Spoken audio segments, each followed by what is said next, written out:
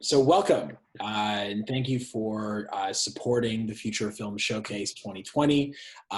We are here with most of our filmmakers from the 2020 program. We have Rebeccah Love, director of Ripe. We have Wang Weibin, director of My Ideal Family. We have Carol Nguyen, director of No Crying at the Dinner Table. We have Scott Fitzpatrick, director of Fifth Metacarpal Redux. And we have Alicia Eisen, director of Deady, Freddy. So thank you once again, all of you, for joining us. It's really nice to, I guess, as I was saying before, it's nice to come together in a virtual format and have everybody sort of relatively on the same platform. So this Q&A, aside from the individual ones we did, which are available on our YouTube page, this Q&A allows us to answer audience questions. And so we've been compiling audience questions over the last few days, both through email and through our socials. And we have a list of questions for you guys that we're going to start asking. So first up, Rebeccah, one of our audience members asked, what are your favorite aspects about working with actors, and how do you approach conversations about handling challenging subject matter? Well, let's see. How do I approach working with actors? I think for me, the key to a healthy and productive relationship between myself and the actors that I work with is understanding who they are as people outside of their craft, understanding what it is that brings them joy, what they like talking about, what their mannerisms are naturally as people. And Sarah Swire in particular is an actor who I've worked with now for 4 years. I've worked with her in 4 different projects, and yeah, I think just coming to an understanding of who she is as a person outside of her work as an actor has really helped me understand what works best when I'm giving her direction about the character that she's inhabiting. Mm-hmm. And sorry, what was the second half of that conversation? The second half of that question? So how do you approach discussing and handling challenging subject matter? Oh, handling challenging subject matter. So for the past 2 films, I've been dealing with conversations about illness, fertility, psychosis, those kinds of very heavy subjects. And again, I think developing trust between myself and the actor who I'm working with through conversation about our own life experiences and how our life experiences might color our understanding of these very difficult subjects. I think that's normally how I go about dealing with these big questions. But I think it really will change with every different actor who I'm working with. It just so happens that the actor who I've been working with, Sarah Swire, this is how we've gone about dealing with these questions. But again, with a different actor, it might be a totally different dynamic. Yeah, absolutely. And Sarah gives an incredible performance, and it really was interesting just to see these 2 lead characters working in pretty much one location or one space, and so that's great. And so we'll come back to you, and we can move to Zach. Zach Lance ask the next question. I'd like to just bounce off, I guess, to intro the next question, I'd like to bounce off the idea of trust and to a question, Carol, that we got for you, which was, how did you pitch this documentary to your family? What sort of support system did you need to organize in order to make sure that as a family unit, you were always emotionally together during a process that involves so many outsiders, yet so much intimacy? That's one of the top questions that I get during a Q&A of this film. And I always start by saying I didn't intend to make this film. I kind of discovered these stories by accident for research for a fiction film. And so when these stories have been revealed to me, I knew that being the key holder of these secrets and the other family members not knowing them, I had tremendous responsibility. And in order to make this film, even though we already had a relationship as a family, I had to build more trust on top of that and wear several hats during production, being both a daughter, a filmmaker, and also just the key holder. So behind the scenes, I made sure that the safe was extremely safe. The set was extremely safe, I'm sorry. And before they got to set, we had done pre-interviews, non-recorded and recorded, so that they knew what to expect on set. And when we were on set during the very intimate and vulnerable moments, I made sure that the set was stripped. Minimal crew as much as possible. So during the interviews, it was just me and my cameraman. For my parents, I think it was a lot easier to deliver their emotional interviews because my cameraman didn't understand Vietnamese. So it was really just a one-on-one understanding. For my sister, though, I feel like she's an interesting character because she actually enjoys the extra attention. Because the way that she likes to deliver her narratives is a bit of humor and a bit of reaction, whether that's funny or whether that's kind of skeptical. So I guess I would like to add on top of that my family is an interesting family because they've been involved in my filmmaking process for years now, since I was a teenager. And it has been multiple years of building trust with lights, with the camera, with various people into our household and into our personal spaces. So yeah, it was extremely difficult, but I think in the end, the amount of work and I guess the years of building up this relationship with the camera really helped for the film. Mm-hmm. No, thank you so much. Lovely. And then going into the next question. So Alicia, this came in for you. So the comment reads, Alicia, I totally adored Freddy and his hilarious and frightening travels back through the forgotten moments of his life. What really struck me was how the past played such an infinitesimal role in contrast to the induced panic of being killed over and over again. I thought about regret. I thought about things I've probably forgotten along the way. So my question for you is, are you conceiving of these sadnesses prior to realizing how the structure of your film will play out and through what its momentum will be catapulted by? Yes, that was a great question.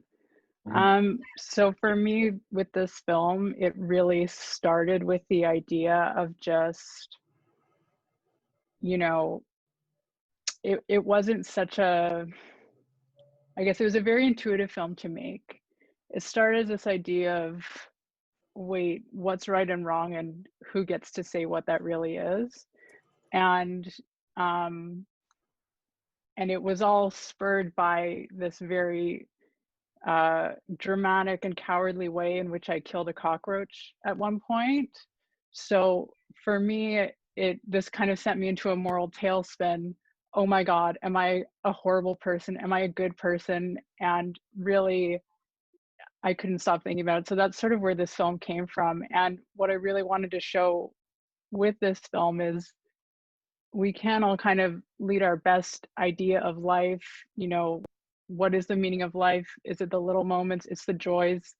and what if we've just got it all wrong? So for me, it was really to show like this is a, you know, a person who's lived a life the best that they can, enjoyed their times, had times of sadness, all of that. But I guess it's a bit nihilistic in saying that didn't really matter. You know, this is just one version of what one, you know, person might think an afterlife might look like. So it really was a more intuitive process about showing that, you know, beginning to end, and then end to beginning, but then still finding another end at the end of it. I hope that makes sense. Yeah, that was great. That was one of my favorite questions as well. Zach, do you want to move into the next one? Yeah, I can move into the next one. I'm going to just, Scott, I'll jump to you. So the question that came in says, I've had the chance to see Fifth Metacarpal at a festival prior to this and loved it. And I noticed the missing song. I can imagine why that would be the case. So I'd like to actually ask you about the affect music has in relation to the image you set up against it, or above or below. For you, what's a relationship you're most interested in between a song you might or might not love and the images they are up against? That's an interesting way of phrasing that kind of question. Yeah, I hope I answer it the way they're intending. I guess this is the Fifth Metacarpal is an essay film, so the song that's in there was very specifically chosen for what it's about. It's got lyrics about a young kid hooking up with an adult man, and it rhymed with the text that I had written for voiceover and some of the other motifs in the film.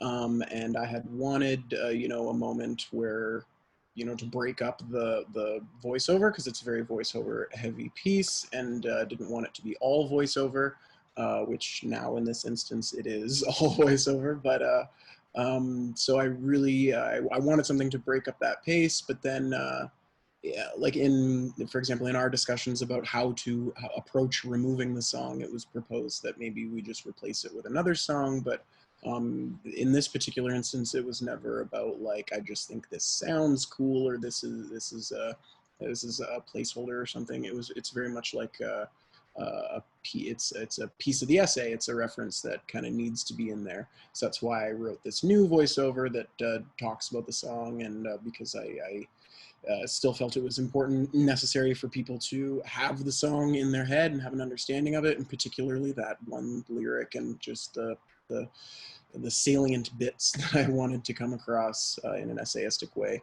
figuring out how to get them in there, and then being as snarky about it as possible. That's great.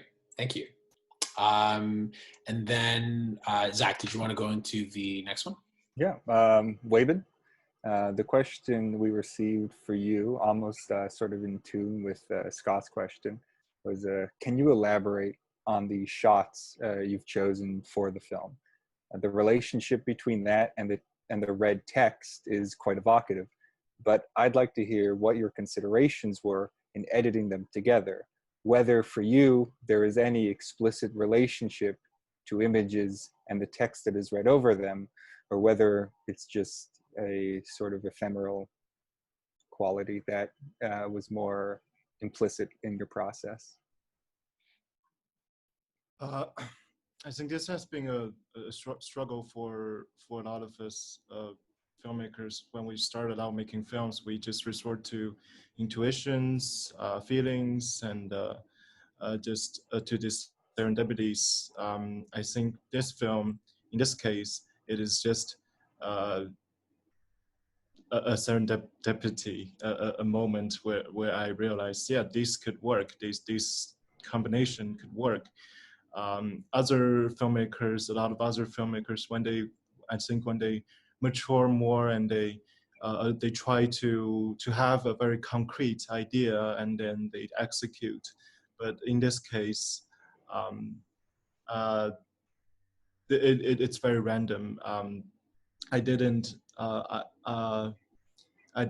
really thought about what the relationship between image and text could be until after I've put them together.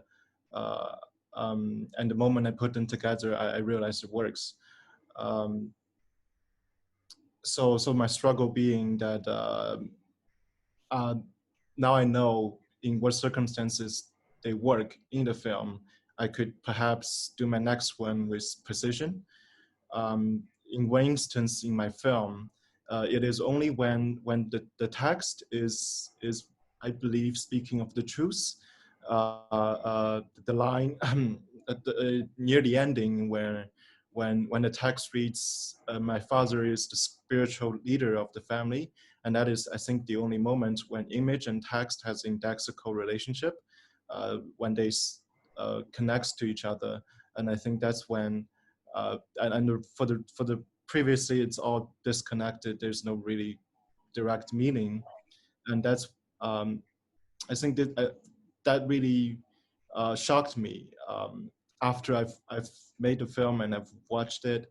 Now I know this principle where when this when text speaks of the truth and the image corresponds to the text, it's something that we get so used to. But then when for 10 minutes we see just random images and text, and then we see this, it's such impactful experiences for all of us. I think that's the lesson I learned from the film after I've made the film. An interior grammar, so to speak, the way in which at the end you come to punctuate essentially a very long sentence. Yeah. No, thank you very much. Yeah, thank you. Just to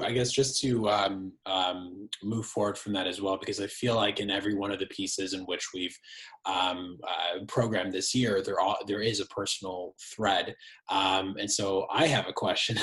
But I guess when we'll start with Weibin. When you were making this, can you comment on noticing, I guess, that growth in yourself and coming to a realization of like what your understanding of your own work was, but that understanding coming after you made it versus going in with, and not saying you didn't have a plan when you went in, but understanding what the real motivation was after you've already made it?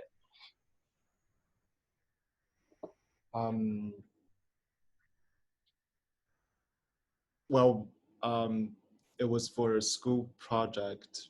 Yeah. Before I made it, that was the motivation. And now after I've made it, like I was saying, it became the film itself became under the process. It's like a lecture. It's like a teacher that speaks to me. I learned so many other things without realizing that I could perhaps yes, it definitely helped me to think about what other what other forms of films I want to make. Not only just I made some fictions, I made some experimentals, but now I'm very interested in the idea of anti-ethnographic films, and that's something that I became aware of after I made My Ideal Family, and I think the film really speaks to the question of this relationship between us and our subjects, our performer, our actor in our films. I think that's something the film speaks to me, and something I want to work to examine in the future in my films. This idea of performance and the power imbalance. That's great. Thank you. Thank you. Unfortunately, due to Zoom's constraints, we're running out of time. But I guess I wanted to sort of just reiterate how grateful we are to have you all in our program. And you know, once again, I know that with film festivals shutting down or getting postponed and getting moved virtually, it can feel very hectic. But I want you to know how much we appreciate your participation and how much we truly love your work. It wouldn't be here if we didn't, and how much our audiences have really been responding to all of you. So thank you. Thank you so much for thank you guys so much. Thank you for everything. To everybody watching, you will be able to view this Q&A on our YouTube page for the duration of the festival and more. And for all information, more information regarding the festival, FOFS 2020, presented by CBC GEM, visit fofs.ca. Thank you.